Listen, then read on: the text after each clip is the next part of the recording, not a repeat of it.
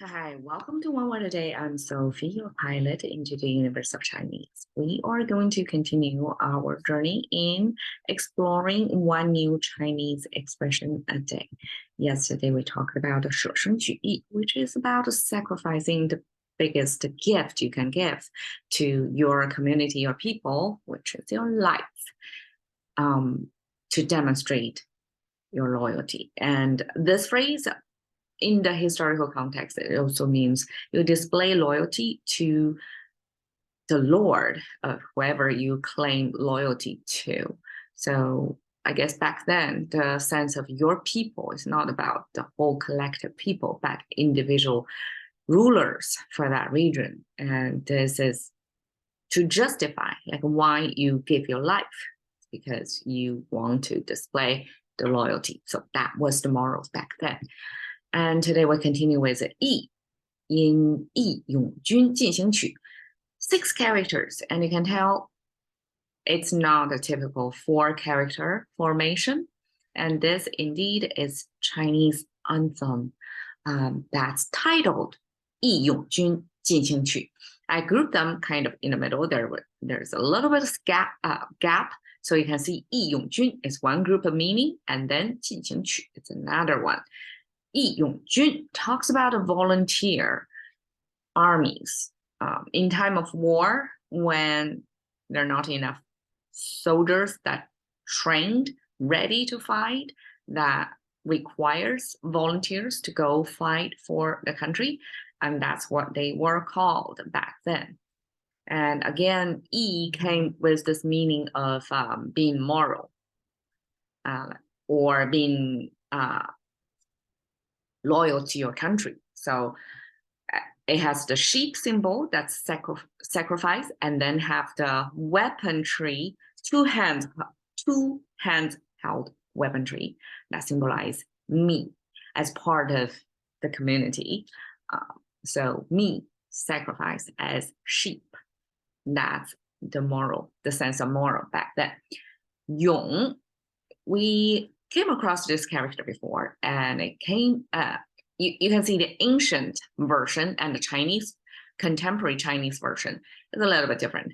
Ancient version got this barrel image on the left, and the plow or the rake, major farming tool back then, that symbolized the muscle power on the right.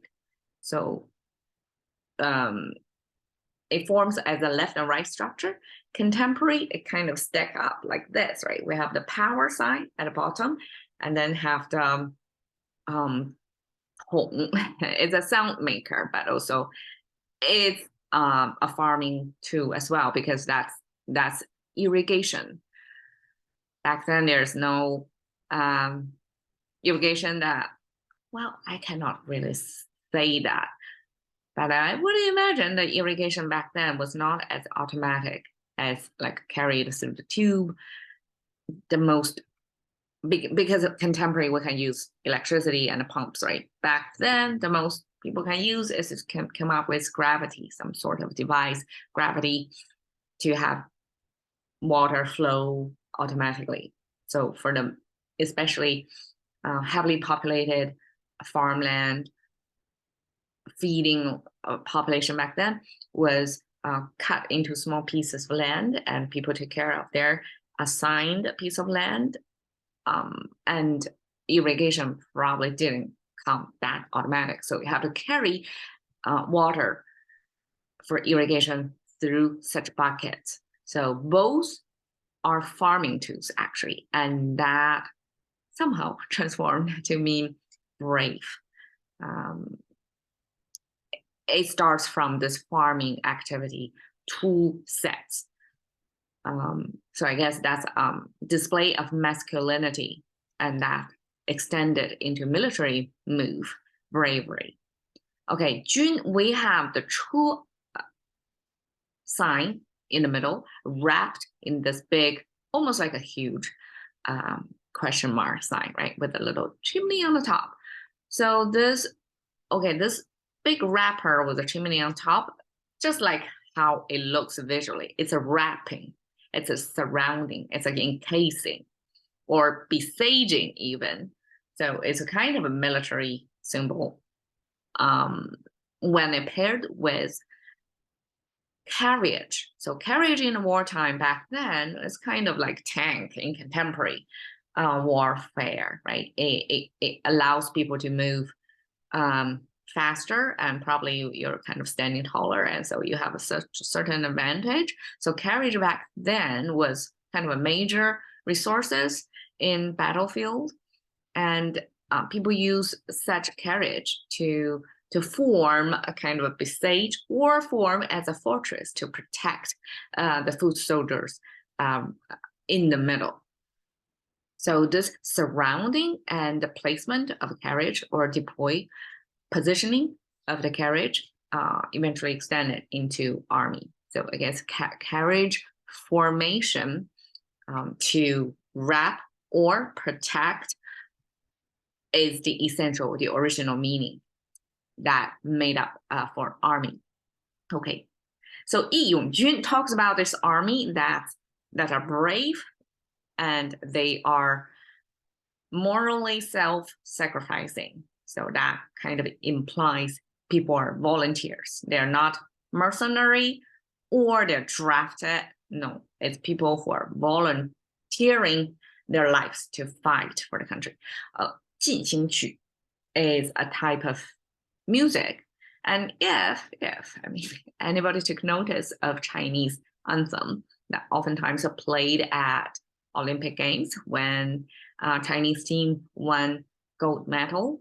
So how that sound is just like a lot of anthems, I guess. It has the source, the origin from war times that people kind of encouraging people to move on, right? So this march band type of progression, like moving, is easy to make people move forward, right? So Chinese translate that into 进行曲. 进 is forward moving, and forward moving expressed by the 3 strokes, which is actually the half of this move sign. Okay, let's talk about move sign first. Move sign simply is footsteps visualized. Even if they're only, because we know human foot symbol is like a encased area, right? That's too complicated to express. So Chinese abstracted into just one stroke, kind of like that, kind of wiggly sign. And it's kind of symmetrical to mean both left and right steps to a pair of steps, because that's how people left their footprints on the ground. And from the footsteps, you see the repeated, like at least 3 times, right? I mean, exact 3 times to mean it's a lot of them, to show progression. Definitely from here to there is a spatial movement. So that left and right movement of footsteps was the original meaning. That's at least on the foot, on the move, because I mean, before the car time, on the foot is the most likely common transportation method, right? Just go on foot. So that symbolizes move. And now forward have this 3 strokes. That's kind of simplification of the left 3 without expressing the right side, because people eventually you see it enough. No, like even without like removing the right side, people can still see just by the 3 repeated steps on the left side. That's enough to say it's on the move. And then the bottom is the foot symbol, kind of abstracted. You can hardly see, visualize what is the foot anatomy. How can that be abstracted into this almost cactus looking symbol? But these are the 3 toes, and this is the arch of the foot. And foot symbol by itself means stop, but one is added with 3 repeated patterned footprint. That means actually it's on the move. So this is moving, but this on the left side is another expression to show things are actually moving. And then the right side is a bird symbol. The bird symbol, because bird can I guess the bird can only walk forward. They don't walk normally backward. So with bird and walking paired together, that kind of infer that this is kind of forward moving. It's not tracing backward. Okay, so forward move. 曲 came from this almost like horseshoe shape of U shape, right? It's interesting how Chinese can form instead of a rectangular or squarish symbol here, this is actually with diagonal lines and with curves. So that's kind of mind-opening for me to show original formations of Chinese characters actually came from different visual expressions. The vocabulary, the visual vocabulary was much richer back then. Only over time, then language got standardized, got abstracted, and some symbols are easier to express and more people use that. And so some survived versus others didn't. So like the contemporary Chinese, you can see it have a little similarity, but in terms of how it's drawn out, because this one is only horizontal lines and vertical lines, it's much easier to render, to standardize, right? Like you and me, we write our own versions, it will come out basically similar. So that's how people can communicate versus drawing this kind of horseshoe looking structure.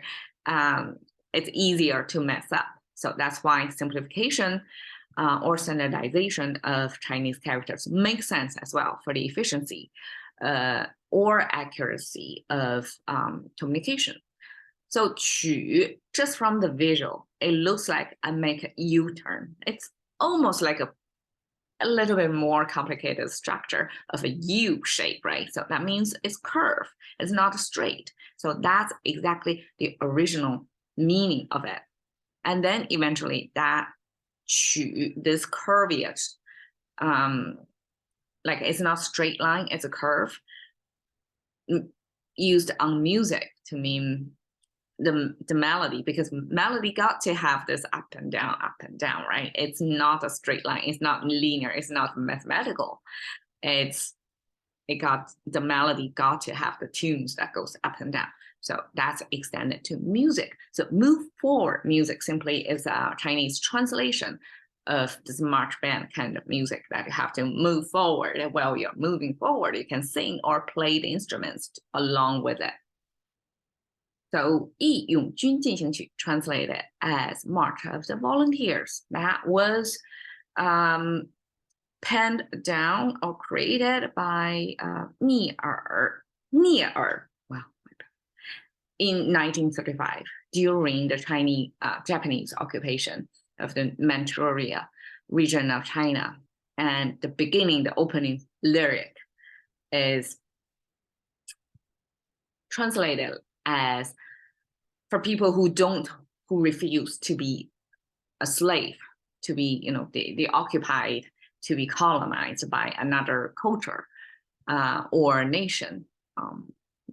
This is a moment for you to rise up. So 起来不愿做奴隶的人们, that's the beginning. And with such a strong, it's not exactly cheerleading, right? But because it's a marching band and because of the life risking for individuals, but also the existential crisis back then for Chinese as a nation, as a culture, as its own people to survive. So the sentiment back then was to not exactly incite, but to encourage people to take their stand, to fight for their freedom, because people like who want to be slaves. But over time, I mean, in the history back then, we can imagine between tribes, it's very easy to be captured and be kept as slaves, and their freedom because of the defeat from war between tribes, right? So that was a common occurrence back then. And move forward to this was 20th century, right? Early 20th century, things still happen, but on a bigger scale. And or probably because we have more records. We have, sound recording back then, right? Even early film or cameras, right? To keep record of what exactly happened. So things have been reoccurring throughout history, only at a different scale, right? Now got captured, and things like this, such music got preserved. And that's when, like almost 100 years later, we can talk about the occurrence back then. And when the Communist Party came into power, it established China as People's Republic of China in 1949, which is 14 years later after Japanese invasion. They nominated this kind of anti-colony, kind of fighting for existence, for freedom, music as the national anthem. So that's the origin, and that's how this March of the Volunteers was translated into. I mean, it's not exactly translated. English was the translation of this. This was the original. Okay, 义勇军进行曲. Hash into the currency of thinking about one word a day with Sophie. See you next.